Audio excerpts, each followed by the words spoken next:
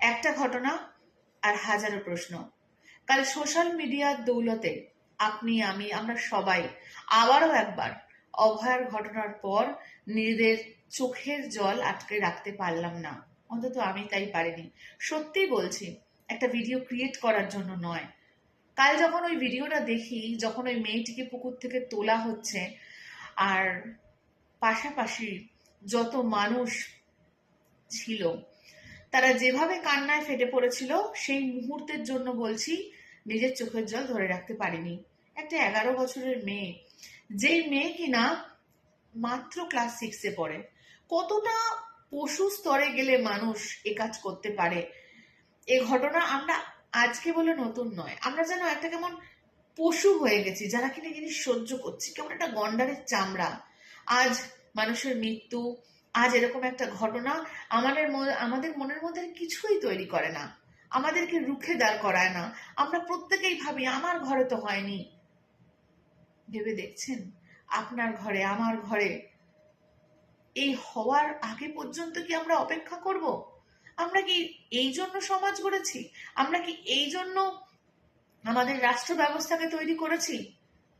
ভেবে দেখবেন, এমন বহু মানুষ আছেন যারা বলেন আমরা রাজনীতি করি না, আমরা কোনো রাজনৈতিক দলের সঙ্গে যুক্ত নই, আমরা নিরপেক্ষ। তাদের কাছে আজকে আমার এই সম্পূর্ণ ভিডিওটা থাকবে, যারা কোনো দলাদলি, কোনো ঘটনা, কোনো কিছুতে কখনো কোনো রাজনৈতিক দলের হয়ে বলেন না, কখনো মানুষের হয়েও বলেন না। দুঃখটা সেখানে। রাজনৈতিক দলের হয়ে বলতে হবে না, কারণ তারা তো টাকার গোলাম। কিন্তু মানুষের হয়ে বলেন কি? যদি মানুষের হয়ে বলে থাকেন, তাহলে ভিডিওটা, যে প্রশ্ন আজ আমি আপনাদের সামনে উদ্ভূত করছি, আমার মনে হয় মানুষ হিসেবে এই সমস্ত প্রশ্ন আপনার মনেও জেগেছে। একটা মাত্র 11 বছরের মেয়ে, এলাকা থেকে সন্ধ্যে 6টার সময় নিখোঁজ। পুলিশকে খবর দেওয়ার পরেও পুলিশের সম্পূর্ণ নিষ্ক্রিয়তা। গ্রামের লোক, ক্লাবের লোক, তারা নিজ চেষ্টায় একটা সিসিটিভি ফুটেজ পেয়ে সেটা থানায় নিয়ে গিয়ে দোষীদেরকে ধরে হাতে দেওয়ার পরও, পুলিশ থানায় নেওয়ার পর তারপরও পুলিশ তাদেরকে ছেড়ে দিল। সেই দোষীদের মধ্যে একজনের কথা দিয়ে তাকে বুঝিয়ে সাধারণ মানুষরা বডি পর্যন্ত উদ্ধার করলো, কিন্তু মৃত। ইয়েস, আমরা তো মানুষের দেহকে তখনই বডি বলি যখন তাতে আর প্রাণ থাকে না। উদ্ধার হলো মেয়েটি, কিন্তু তাতে আর প্রাণ নেই। হু হু করে সমস্ত এলাকার মানুষ কেঁদে উঠল। হয়তো সেরকম চোখের জল যারা এখনো আমরা মানুষ আছি তাদের চোখেও হয়তো এসেছে। আজ এই ভিডিওটা তাদের জন্য যারা কিনা কোনো কিছুতেই রাজনীতির ধারে কাছে আসতে চান না। আচ্ছা, আপনারা বলুন তো, এই মেয়েটি যার সাথে এই চরম নৃশংস ঘটনাটা ঘটলো, সে ঠিক কোন রঙের ছিল? তার পরিবারের লোক ঠিক কোন রঙের ছিল? আপনারা হিন্দু মুসলিম দেখাচ্ছেন, আপনারা তৃণমূল বিজেপি দেখাচ্ছেন। মানুষ বলে কি মানুষ হওয়ার যোগ্যতা আপনার আদৌ আছে? যদি থেকে থাকে তাহলে প্রতিবাদে নামুন। ইয়েস, প্রতিরোধ গড়ে তুলুন। যারা যেভাবে এই অন্যায়কে সাপোর্ট করছে তাদের বিরুদ্ধে আপনার আওয়াজকে তুলে ধরুন। এখন আপনারা বলবেন অভয়াকাণ্ড তো অনেক করেছি, হ্যাঁ, কি হয়েছে? শাস্তি হয়েছে? শাস্তি তো হয়নি। শাস্তি না হওয়া আমাদেরকে কি শেখায়? কেমন আমাদের রাষ্ট্র ব্যবস্থা? তার জন্যই না আপনারা দল পাল্টে আরেকটা দল এনেছেন, শাস্তি পাওয়ানোর জন্য। দোষীদের শাস্তি হয়েছে কি? ভাবুন, যে ব্যক্তিরা এই হত্যাকাণ্ডের সঙ্গে যুক্ত আছে বর্তমানে, এই মেয়েটির এই নৃশংস হত্যাকাণ্ডের পেছনে, তাদের সঙ্গে সঙ্গে সেই মানুষগুলো কি সমানভাবে অপরাধী নয়, যারা এই হত্যাকারীদেরকে আড়াল করার চেষ্টা করছে, বাঁচানোর চেষ্টা করছে? সেই পুলিশ অফিসাররা কি অন্যায়কারী নয়, যারা সমস্ত কিছু জানার পরও শুধুমাত্র উপর মহলের চাপে কিংবা ইনস্ট্রাকশনের অভাবে এই হত্যাকারীদের সহায়তা করছে? মুখ্যমন্ত্রী বলছেন 4টে কেসের বিচার হবে। কোন কেসের বিচার হবে? না, মেয়েটির বাবা মা যা যা চেয়েছে, আই ডোন্ট নো যা যা চাওয়া বলতে তারা কি বোঝায়। একটা কন্যাহারা পিতা মাতা কি চাইতে পারে সরকারের কাছে বিচার ছাড়া? কি চাইতে পারে? কোলের মেয়েটা তার কোনোদিন ফিরবে না। যা যা চেয়েছে তাই সরকার করবেন, এবং তিনি দেখে নেবেন যারা পুলিশকে মেরেছে, হ্যাঁ, ইট পাথর, যারা পুলিশের গাড়ি জ্বালিয়েছে, যারা রেল অবরোধ করেছে, তাদেরকে উনি দেখে নেবেন। আচ্ছা, মানুষ কিভাবে প্রতিবাদ করবে? মানুষ কিভাবে আইনের উপর আস্থা রাখবে যেখানে দোষীদেরকে হাত ধরে সামনে নিয়ে যাওয়ার পরও পুলিশরা ছেড়ে দেয়? একটা নেতার ইনস্ট্রাকশনে যেখানে অপরাধীদের ফুটেজে পাওয়ার পর একজন বলছে এ অমুক ব্যক্তি এই কাজগুলো করেছে, এই সমস্ত কিছু জানার পর যখন পুলিশরা সেই ব্যক্তিদেরকে ছেড়ে দেয়, তারপরেও মানুষ কি করে সেই পুলিশের ওপর আস্থা রাখতে পারে? আপনিই না পুলিশ মন্ত্রী, আপনি না ন্যায়ের বিচার করবেন, আপনি না বলেছেন এখানে আইনের শাসন চলবে। কোথায় আইন?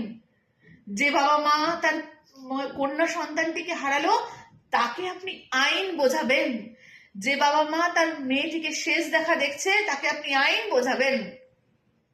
কখনোই একজন সুস্থ নাগরিক হিসাবে সমাজে, পরিবেশ পরিস্থিতিতে একটা সর্বসমক্ষে বলছি সমর্থন করি না।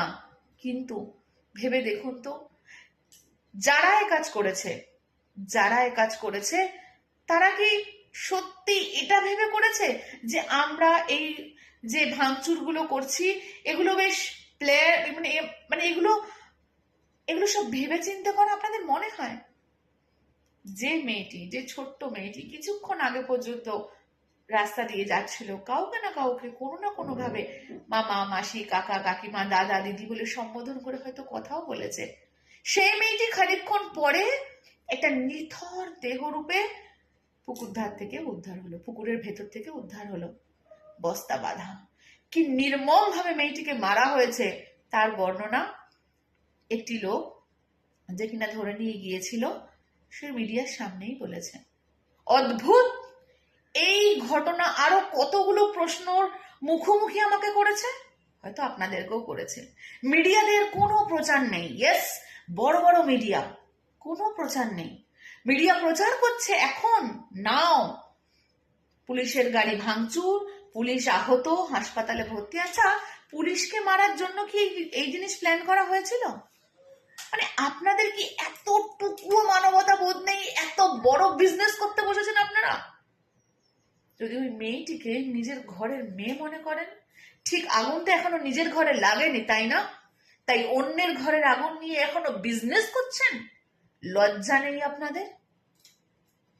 নিজেকে মানুষ হিসাবে পরিচয় দিচ্ছেন? ঘরে তো একটা আয়না আছে, নিজের মুখটা দেখবেন, সেখানে মানুষের রূপ ফুটে ওঠে কিনা। যদি ফুটে না ওঠে তাহলে ওই চামড়াটা ছিঁড়ে ফেলে দিন। আপনারা তো ভেতরেও পশু, বাইরেও পশু। এখনো বিজনেস সানাবেন, এখনো বিজনেস করবেন? যে ব্যক্তিকে ধরা হলো সেই ব্যক্তি বলল যে বাকি ব্যক্তিরা যারা এই হত্যাকাণ্ড করেছে তারা মদের চুর ছিল। আপনারা বলেন না আপনারা রাজনীতির সঙ্গে যুক্ত নয়? আচ্ছা, এই পাড়ায় পাড়ায় মদের দোকানের লাইসেন্স কারা দিয়েছে? ইতিমধ্যে একজন নেতা বলেছেন যে আমাদের তো মাতালদেরকে মাথায় করে রাখা উচিত। ভাবুন কত বড় কথা। কেন মাতালদেরকে মাথায় করে রাখা উচিত? কারণ মদ থেকে যে বিশাল ট্যাক্স আসে। কাকে দোষী করছেন, কার থেকে বিচার চাইছেন, যে কিনা সেই দোষে নিজেই দোষী? এই মদের দোকানগুলো, এই সমস্ত মানুষরা যাদের মধ্যে নাকি মানবিকতা, কোনো বোধ কিচ্ছু নেই, তারা এমনি অমানুষ। তাদের সেই অমানুষ হওয়ার লেভেলটাকে এই মদ আরো বেশি বাড়িয়ে দেয়। কে দিল পারমিশন? কে দিল মদের দোকানগুলোতে পারমিশন? আপনি, আমি তো দিইনি। খতিয়ে দেখছেন, ভাবছেন মিডিয়ার অবস্থা, ভাবছেন সরকারের অবস্থা, ভাবছেন যারা কিনা এখনো এই ঘটনার পরও হিন্দু মুসলিম খুঁজছেন, বিজেপি তৃণমূল খুঁজছেন।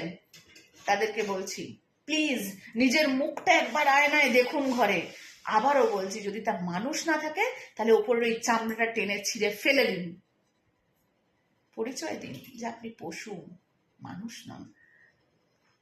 ততক্ষণের জন্য অপেক্ষা করছেন যতক্ষণ না আপনার ঘরে এ ঘটনা ঘটছে। কি নির্মম আপনারা, কি নির্মম আপনারা। একটার বিচার পায়নি বলে মানুষ ক্ষেপে উঠেছে। মানুষ কি করে আস্থা রাখবে? আস্থা রাখার কি কথা থাকে? এ ঘটনা সমস্ত দিক থেকে, মদের লাইসেন্স দেওয়া, পুলিশদের এরকম করে চুপ করে থাকা, হ্যাঁ, এবং মুখ্যমন্ত্রীর এহেন বাচন যে 4টে কেসের বিচার হবে, এবং জনতার যে স্ট্যান্ড, সব মিলিয়ে বলছি, ধর্ম, দল, মত নির্বিশেষে একত্রিত থাকুন। বিপদ যে কখন আপনার ঘরেও আসবে আপনিও জানেন না। এই বিপদকে রুখতে এই সিস্টেমের পরিবর্তন দরকার। কারণ রাম গেলে রহিম আসবে, রহিম গেলে আরো একজন আসবে। প্লিজ এটাকে কোনো ধর্মের রং লাগাবেন না। র্যাম শ্যাম যদু মধু যেই আসুক, আমাদের সরকারের সিস্টেম অনুযায়ী, আমাদের দেশের সিস্টেম অনুযায়ী এই জিনিস চলতে থাকবে যতদিন না পর্যন্ত আমরা সমাজ থেকে এই পুঁজিপতি শ্রেণীকে হাঁটাতে পারবো। এখন আপনারা বলবেন কেন? তাহলে জানবেন এই মিডিয়া, এই রাজনৈতিক দল সবকিছু ওদের কেনা। ওরা যেমন বলে মিডিয়া, রাজনৈতিক দল ঠিক তেমন করে।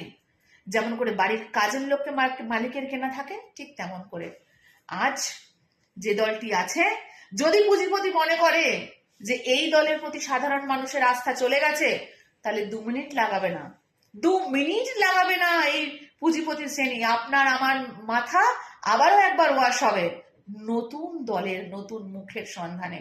আর এই জিনিস চলতে থাকবে, এই অরাজকতা চলতে থাকবে। কারণ মানুষকে মানুষ হিসাবে যদি তৈরি করে ফেলে, তাহলে মানুষ প্রশ্ন করবে। তাই শিক্ষা ব্যবস্থা নষ্ট করে দাও, মদের লাইসেন্স দাও, আরো আরো আরো সমাজে এমন কিছু ভয় তৈরি করো যাতে করে মানুষ কথা বলতে ভয় পায়।